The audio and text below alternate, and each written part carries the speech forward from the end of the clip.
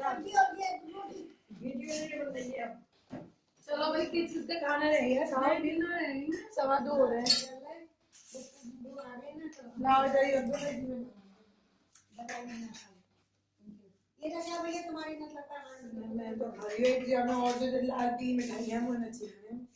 तो फिर कौन खाएगा भैया? उसको बच्चों के लेने तुम जाओगे क्या चीज? तो मुझे प्रवास में डॉक्टर क्या छोड़ते जाना 10 से मैं आ जाऊंगी।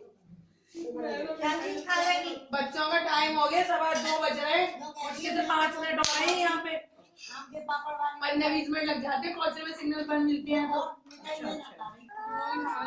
कोई निपटा रहा हूँ आज 2 ही खा लिया है और मैंने बहुत रोका एक रोई चार वाला से दिया नहीं फिर वो जिद करके छीन के ले गई मेरे से क्या रोज